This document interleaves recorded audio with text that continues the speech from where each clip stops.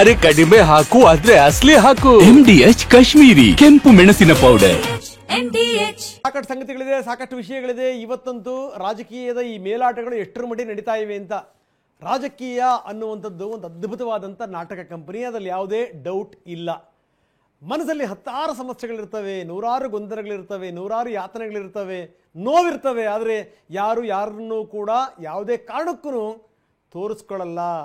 ನೋಡಿ, ನಿನ್ನೆ ಮುಖ್ಯಮಂತ್ರಿಗಳು ಉಪಮುಖ್ಯಮಂತ್ರಿಗಳು ಕೈ ಹಿಡ್ಕೊಂಡು ಅವರು ಓಡಾಡಿದ್ದು ನೋಡಿದ್ರೆ, ಜನಗಳಿಗೆ ಪೋಸ್ ಕೊಟ್ಟಿದ್ದು ನೋಡಿದ್ರೆ, ಇವರಿಬ್ಬರ ನಡುವೆ ಏನಪ್ಪ ಇಂಥ ಅಗಾಧವಾದಂಥ ಮಿತ್ರತ್ವ ಇದೆಯಲ್ಲಪ್ಪ ಅಂತ ಅಂದ್ಕೊಂಡ್ಬಿಡ್ಬೇಕು. ಈ ಯಾವುದೇ ಕಾರಣಕ್ಕೂ ಇಬ್ಬರು ಕಾಂಪಿಟೇಟರ್ಸ್ ಅಲ್ವೇ ಅಲ್ಲ ಅಂತ ಜನ ನಿರ್ಧಾರ ಮಾಡಿಬಿಡ್ಬೇಕು. ಹಾಗಿತ್ತು ನಿನ್ನೆ ಪೋಸ್. ಎಂಥ ಸ್ಥಿತಿ ನೋಡಿ. ಈಗ ಡಿ ಕೆ ಶಿವಕುಮಾರ್ ಮನಸ್ಸಿನ ಒಳಗಡೆಗೆ ಅಗ್ನಿ ಉರಿತಾ ಇದೆ, ಧಗಧಗ ಅಂತ ಇದೆ. ಆದರೆ ಮುಖದಲ್ಲಿ ಮಾತ್ರ ಮಂದಹಾಸ, ಮಾತು ಕಡಿಮೆ, ಮೌನ ಜಾಸ್ತಿ.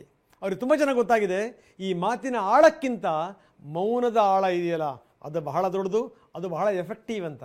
ಇನ್ನೊಂದು ಕಡೆಗೆ ಮುಖ್ಯಮಂತ್ರಿ ಕಡೆಯವರು ಮಾತಾಡ್ತಾನೇ ಇದ್ದಾರೆ. ಇಲ್ಲಿ ಮಾತು ಗೆಲ್ಲುತ್ತಾ, ಇಲ್ಲಿ ಮೌನ ಗೆಲ್ಲುತ್ತಾ, ಯಾರ್ಯಾರ ತಂತ್ರಗಾರಿಕೆ ಏನೇನು ನಡೀತಾ ಇದೆ ಬನ್ನಿ ನೋಡ.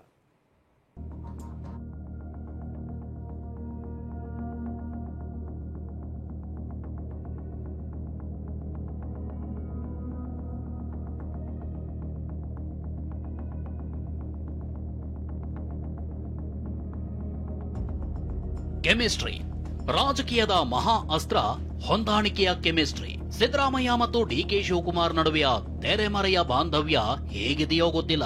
ಆದ್ರೆ ಡಿಕೆ ಮತ್ತು ಸಿದ್ದರಾಮಯ್ಯ ನಡುವಿನ ಹೊರ ಜಗತ್ತಿನ ಕೆಮಿಸ್ಟ್ರಿ ಮಾತ್ರ ಎಲ್ಲಾ ಹುಳುಕನ್ನು ಮುಚ್ಚಾಕುವಂತಿದೆ. ತಮ್ಮ ಎದೆಯೊಳಗೆ ಬೆಂಕಿ ಇಟ್ಕೊಂಡಿದ್ರು ಡಿಕೆಶಿ ನಗನಗ್ತಲೇ ಸಿದ್ದರಾಮಯ್ಯಗೆ ಸಾಥ್ ನೀಡ್ತಿದ್ದಾರೆ. ತಮ್ಮ ಕುರ್ಚಿಯ ಕಾಲಿಗೆ ಕೊಡ್ಲಿ ಏಟು ಎಲ್ಲಿಂದ ಬೇಕಾದ್ರೂ ಬೀಳಬಹುದು ಅನ್ನೋದು ಗೊತ್ತಿದ್ರೂ ಕೂಡ ಸಿದ್ದರಾಮಯ್ಯ ಎಲ್ಲಾ ಗೊಂದಲಗಳಿಗೂ ನಗುವಿನ ಫ್ರೇಮ್ ಹಾಕಿದ್ದಾರೆ.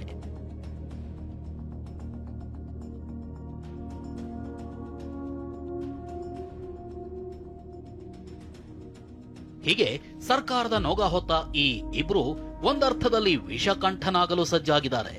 ತೆರೆಮರೆಯಲ್ಲೇ ಸಿದ್ದರಾಮಯ್ಯ ಅಹಿಂದಾಸ್ತ್ರವನ್ನ ಹರಿತಗೊಳಿಸ್ತಾ ಇದ್ರೆ, ಡಿಕೆ ಮಾತ್ರ ಮೌನವೇ ಆಭರಣ, ಮುಗುಳು ನಗೆಯೇ ಶಶಿಕಿರಣ ಅನ್ನೋ ಮಂತ್ರಕ್ಕೆ ಜಾರಿದ್ದಾರೆ.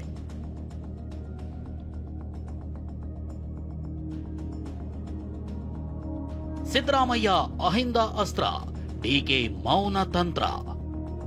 ಹೌದು, ಈಗಾಗಲೇ ಸಿದ್ದರಾಮಯ್ಯರೇ 5 ವರ್ಷ ಸಿಎಂ ಆಗಿರಬೇಕು ಅಂತ ಅವರ ಬಣ ಕೂಗೆಬ್ಬಿಸಿದೆ. ಅದರಲ್ಲೂ ಅಹಿಂದ ಸಚಿವರಾದ ಸತೀಶ್, ಪರಮೇಶ್ವರ್, ಮಹದೇವಪ್ಪ, ರಾಜಣ್ಣ ಹೀಗೆ ಸಾಲು ಸಾಲು ನಾಯಕರು ಪವರ್ ಶೇರಿಂಗ್ ವಿಚಾರ ಇದ್ರೆ ಬಹಿರಂಗಪಡಿಸಿ ಗೊಂದಲ ಬಗೆಹರಿಸುವಂತೆ ಹೈಕಮಾಂಡ್ಗೆ ಆಗ್ರಹಿಸುತ್ತಿದ್ದಾರೆ. ಇದರ ಮಧ್ಯೆ ಸಿದ್ದರಾಮಯ್ಯನವರನ್ನೇ ಪೂರ್ಣಾವಧಿ ಸಿಎಂ ಅಂತ ಘೋಷಿಸುವಂತೆ ಅಹಿಂದ ಒಕ್ಕೂಟ ಪತ್ರ ಚಳವಳಿ ನಡೆಸಿದೆ. ಮೈಸೂರಿನಲ್ಲಿವತ್ತು ಅಹಿಂದ ಒಕ್ಕೂಟದ ಸದಸ್ಯರು ರಾಹುಲ್ ಗಾಂಧಿಗೆ ಪತ್ರ ರವಾನಿಸಿದ್ದಾರೆ. ಪತ್ರದಲ್ಲಿ ಸಿದ್ದರಾಮಯ್ಯರೇ ಪೂರ್ಣಾವಧಿಗೆ ಸಿಎಂ ಆಗಿರಬೇಕು, ನೀವೇ ಮಧ್ಯಪ್ರವೇಶ ಮಾಡಿ ಸಿದ್ದರಾಮಯ್ಯರೇ 5 ವರ್ಷ ಸಿಎಂ ಅಂತ ಡಿಕ್ಲೇರ್ ಮಾಡಿ ಅಂತ ಪತ್ರ ಬರೆದಿದ್ದಾರೆ. ಸರ್, ಪೋಸ್ಟ್ ಕಾರ್ಡ್ ಚಳವಳಿಯನ್ನು ಆರಂಭಿಸ್ತಾ ಇದ್ದೀರಾ, ಇದರ ಉದ್ದೇಶ ಏನು ಮತ್ತೆ ಏನು ಬರ್ತಿದ್ದೀರಾ ಪೋಸ್ಟ್ ಕಾರ್ಡ್?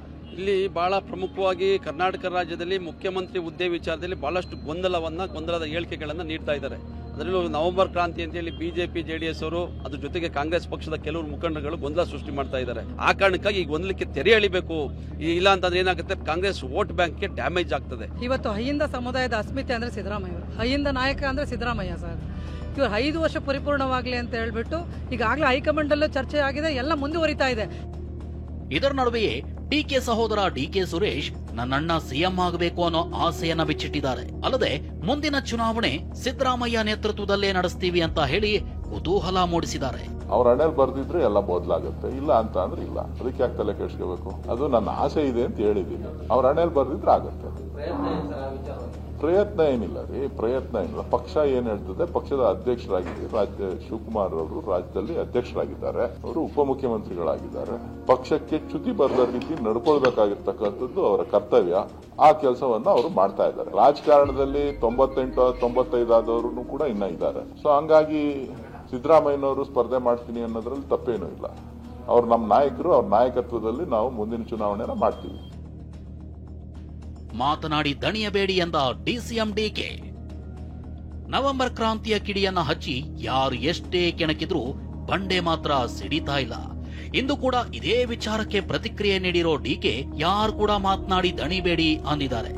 ತಮ್ಮ ಪಕ್ಷದಲ್ಲಿ ಸಾಕಷ್ಟು ಸಚಿವರುಗಳು ನವೆಂಬರ್ ಕ್ರಾಂತಿ, ಸಿಎಂ ಬದಲಾವಣೆ, ದಲಿತ ಸಿಎಂ ವಿಚಾರ ಎಲ್ಲವನ್ನು ಒಬ್ಬೊಬ್ಬರಿಗೆ ಮಾತಾಡ್ತಾ ಇದ್ದಾರೆ ಸರ್. ಯಾರು ಏನು ಮಾತಾಡಿ ದಣು ತಗೊಳ್ಳೋದು ಬೇಡ ಅಂತ ನಾವು ರಿಕ್ವೆಸ್ಟ್ ಮಾಡ್ತೀವಿ. ಡಿಕೆ ಆಡ್ತಿರೋ ಈ ಮಾತುಗಳೇ ಎಚ್ಚರಿಕೆ ಹೆಜ್ಜೆ ಇಟ್ಟು ಡೆಡ್ ಲೈನ್ ಬರೋ ತನಕ ದಮ್ಮು ಕಟ್ಟಿ ನಿಲ್ಲಲು ನಿರ್ಧರಿಸಿದ್ರಾ ಎಂಬಂತೆ ಭಾಸವಾಗ್ತಿದೆ. ಸದ್ದು ಗದ್ದಲವಿಲ್ಲದೆ ತೆರೆಮರೆಯಲ್ಲಿ ತಮ್ಮ ಪ್ರಯತ್ನ ಮುಂದುವರೆಸಿದ್ದಾರೆ. ಈ ಮಧ್ಯೆ ಕೆಲ ಸಚಿವರು ಕೂಡ ಮಾತು ಮನೆ ಕೆಡಿಸುತ್ತೆ ಅನ್ನೋ ಮಂತ್ರಕ್ಕೆ ಮೊರೆ ಹೋಗಿದ್ದಾರೆ. ಎಲ್ಲ ಮಾತಾಡಿದಷ್ಟು ನಮ್ಮ ಪಕ್ಷಕ್ಕೆ ಹಾನಿಯಾಗುತ್ತೆ. ಅದರಿಂದ ಎಲ್ಲಾ ನಾಯಕರಲ್ಲಿ ನಾನು ಮನವಿ ಮಾಡೋದು, ಇದನ್ನೆಲ್ಲ ಕೂಡ ನಮ್ಮಲ್ಲಿ ಏನೇ ಇದ್ರು ನಾವು ಗೋಡೆ ಮಧ್ಯದಲ್ಲಿ ಮಾತಾಡ್ಕೊಬೇಕು ಹೊರತು ಮಾಧ್ಯಮಗಳ ಮುಂದೆ ಮಾತಾಡಿದ್ರೆ ರಾಜ್ಯದ ಜನತೆ ಮುಂದೆ ಅದು ವಿಪಕ್ಷಗಳಿಗೆ ಆಹಾರ ಆಗುತ್ತೆ. ಈ ನಾಯಕತ್ವ ಬದಲಾವಣೆ ಆಗಿರಲಿ, ಕ್ಯಾಬಿನೆಟ್ ರೀಶಫಲ್ ಆಗ್ತಕ್ಕಂಥದ್ದು ಅದಕ್ಕೆ ಹೈಕಮಾಂಡ್ ತೀರ್ಮಾನ ಮಾಡುತ್ತೆ. ಈ ಬದಲಾವಣೆ ಅಂತಕ್ಕಂಥದ್ದು ನೀವೇ ಹೇಳಿದ್ರಿ ಮಾತನಾಡೋದಲ್ಲಿ ಪ್ರಾರಂಭದಲ್ಲಿ ಯಾವ ರೀತಿ ಅಂತ ಹೈಕಮಾಂಡ್ ಸೂಚನೆ ಮಾಡ್ತಾ ಇಲ್ಲ. ಸೊ ಅವ್ರು ಸೂಚನೆ ಮಾಡ್ಲಾರಂಗೆ ನಾವು ಸುಮ್ನೆ ಮಾತನಾಡೋದು, ಮಾಧ್ಯಮವರು ಮಾತನಾಡೋದು ಸರಿಯಲ್ಲ ಅಂತ ನನ್ನ ಅಭಿಪ್ರಾಯ. ಶಿಸ್ತಿನಲ್ಲಿರ್ತಕ್ಕಂಥ ಪಾರ್ಟಿನ ಡಿಸಿಪ್ಲಿನ್ ಆಗಿರ್ಬೇಕಾದ್ರೆ ಬಾಯಿ ಮುಚ್ಕೊಂಡು ಇರ್ಬೇಕಂತ ಹೇಳ್ತೀನಿ. ಎಲ್ಲರಿಗೂ ಯಾವುದೇ ಕಾರಣಕ್ಕೆ ಕಾಮೆಂಟ್ ಮಾಡಬಾರ್ದು. ಹೈಕಮಾಂಡ್ ಇದೆ, ಹೈಕಮಾಂಡ್ ಸಂದರ್ಭ ಬಂದಾಗ ಯಾವ ರೀತಿ ನಡ್ಕೊಳ್ಬೇಕು ಹೈಕಮಾಂಡ್ ಎಲ್ಲವನ್ನೂ 146 ವರ್ಷ ಇತಿಹಾಸ ಇರತಕ್ಕಂಥ ಪಾರ್ಟಿ. ಡಿಕೆ ಸತೀಶ್ ಸಿಎಂ ಆಗಲ್ಲ, ಮಲ್ಲಿಕಾರ್ಜುನ ಖರ್ಗೆ ಸಿಎಂ ಎಂದ ಯತ್ನಾಳ್. ಈಗಾಗಲೇ ಕಾಂಗ್ರೆಸ್ನಲ್ಲಿ ಮುಂದಿನ ಸಿಎಂ ಘೋಷಣೆಗಳು ಜೋರಾಗಿವೆ. ಪರಮೇಶ್ವರ್, ಮುನಿಯಪ್ಪ ಪರ ಬೆಂಬಲಿಗರು ಘೋಷಣೆ ಕೂಗ್ತಿದ್ದಾರೆ. ಖುದ್ದು ಸಿಎಂ ಪುತ್ರ ಸತೀಶ್ ಜಾರಕಿಹೊಳಿ ಉತ್ತರಾಧಿಕಾರಿ ಅಂತ ಬಾಂಬ್ ಸಿಡಿಸಿದ್ದಾರೆ. ನಿನ್ನೆ ಸಭೆ ನಡೆಸಿದ್ದ ಪರಮೇಶ್ವರ್ ಮತ್ತು ಮಹದೇವಪ್ಪ ಇಂದು ಕೂಡ ವಿಧಾನಸೌಧದಲ್ಲೇ ಕ್ಲೋಸ್ ಡೋರ್ ಮೀಟಿಂಗ್ ನಡೆಸಿದ್ದಾರೆ. ನವೆಂಬರ್ 15ಕ್ಕೆ ಸಿದ್ದರಾಮಯ್ಯ ದೆಹಲಿಗೆ ತೆರಳಲಿದ್ದು, ಅದಕ್ಕೂ ಮುನ್ನ ಮಾಜಿ ಸಚಿವ ರಾಜಣ್ಣ ಸಿಎಂಗೆ ತುಮಕೂರಿನಲ್ಲಿ ಔತಣಕೂಟ ಏರ್ಪಡಿಸಿದ್ದಾರೆ. ಕೈಮನೆಯಲ್ಲಿ ಇಷ್ಟೆಲ್ಲಾ ನಡೀತಿರುವಾಗಲೇ ಶಾಸಕ ಬಸನಗೌಡ ಪಾಟೀಲ್ ಹಳೆ ಬಾಂಬನ್ನೇ ಹೊಸ ರೀತಿ ಸಿಡಿಸಿದ್ದಾರೆ. ರೇಸ್ನಲ್ಲಿರೋ ಯಾರು ಸಿಎಂ ಆಗಲ್ಲ, ಮಲ್ಲಿಕಾರ್ಜುನ ಖರ್ಗೆ ಅವರೇ ಮುಂದಿನ ಸಿಎಂ ಅಂತ ಭವಿಷ್ಯ ನುಡಿದಿದ್ದಾರೆ. ನವೆಂಬರ್ ಕ್ರಾಂತಿಯಲ್ಲಿ ಬ್ಲಾಕ್ ಹಾರ್ಸ್ ಬರ್ತದ, ಅದು ಹೆಸರು ಹೇಳ್ತೀನಿ, ಅದು ಮಲ್ಲಿಕಾರ್ಜುನ ಖರ್ಗೆ ಅವರೇ ಮುಖ್ಯಮಂತ್ರಿ ಆಗ್ತಾರೆ. ಇವ್ರು ಯಾವ ಇನ್ನು ಬಿಜೆಪಿ ಶಾಸಕ ಸುರೇಶ್ ಗೌಡ ಡಿಕೆ ಸಿದ್ದರಾಮಯ್ಯರ ಮನಸ್ಸು ಒಡೆದು ಹೋಗಿದ್ದು ಹೊರಗ್ ಮಾತ್ರ ಚೆನ್ನಾಗಿದ್ದೀವಿ ಅಂತ ತೋರಿಸ್ಕೊಳ್ತಾರೆ. ಡಿಕೆ ಸಿಎಂ ಆಗೋದನ್ನ ತಡೆಯೋದಕ್ಕೆ ಸಿದ್ದರಾಮಯ್ಯ ಸತೀಶ್ಗೂ ಸಿಎಂ ಆಗು ಅಂತ ಹೇಳಿದ್ದಾರೆ. ಪರಮೇಶ್ವರ್, ಮಹದೇವಪ್ಪ, ಎಂಬಿ ಪಾಟೀಲ್ಗೂ ಹೇಳಿದ್ದಾರೆ ಅಂದಿದ್ದಾರೆ. ಡಿಕೆ ಶಿವಕುಮಾರ್ ಅವರು ಹೇಳ್ತಾರೆ ಅವರಿಬ್ಬರದು ಮನಸ್ಸುಗಳು 2 ಭಾಗ ಆಗ್ಬಿಟ್ಟಿದೆ, ಒಡೆದೋಗಿದೆ. ಮೇಲ್ನೋಟಕ್ಕೆ ಮಾತ್ರ ಇಬ್ಬರು ಒಂದೇ ಅಂತ ಹೇಳಿ ತೋರಿಸ್ಕೊಳ್ತಾ ಇದ್ದಾರೆ.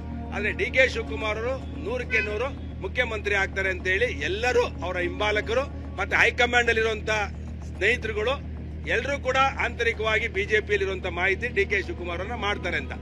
ಅದಕ್ಕೆ ಡಿಕೆ ಶಿವಕುಮಾರ್ ಅವರು ಮಾಡಬಾರ್ದು ಅಂತ ಸಿದ್ದರಾಮಯ್ಯನವರು ಪರಮೇಶ್ವರ್ ಹೇಳಿದ್ದಾರೆ ನೀನೇ ಆಗುವಂತ, ಎಂಬಿ ಪಾಟೀಲ್ರಿಗೂ ಹೇಳಿದ್ದಾರೆ ನೀನೇ ಆಗುವಂತ, ಮಹದೇವಪ್ಪನಿಗೂ ಹೇಳಿದ್ದಾರೆ ನೀನೇ ಆಗುವಂತ, ಸತೀಶ್ ಜಾರಕಿಹೊಳಿಗೂ ಹೇಳಿದ್ದಾರೆ ನೀನೇ ಆಗುವಂತ ಹೇಳಿ ಒಟ್ಟಾರೆ ಕೈಮನೆಯ ಕುರ್ಚಿ ಆಟದ ಪಟ್ಟುಗಳು ತೆರೆಮರೆಯಲ್ಲೇ ಜೋರಾಗಿ ನಡೀತಿವೆ. ನವೆಂಬರ್ 14ರವರೆಗೂ ಏನಾಗುತ್ತೆ ಗೊತ್ತಿಲ್ಲ. ಇವತ್ತಿನ ಮಟ್ಟಿಗೆ ನಾಯಕರು ಮೌನಕ್ಕೆ ಜಾರಿದ್ದಾರೆ. ಆದ್ರೆ ಅದ್ಯಾವಾಗ ಎದ್ದು ಬಂದು ಬಿರುಗಾಳಿ ಬೀಸ್ತಾರೋ ಗೊತ್ತಿಲ್ಲ. ಮೈಸೂರಿನಿಂದ ರಾಮ್ ಜೊತೆ ಪ್ರಸನ್ನಗಾಂವ್ಕರ್, TV9 ಬೆಂಗಳೂರು. MDH ನ ಕಿಚನ್ ಅಲ್ಲಿದ್ರೆ ನಾವು ಎಲ್ಲವನ್ನು ಮಾಡಬಹುದು. ಬೆಂಗನ್ಕ ಬರ್ತಾ, ಆಲೂ ಗೋಬಿ, ಭಿಂಡಿ ಮಸಾಲಾ, ಇನ್ನೂ ಬಹಳಷ್ಟು.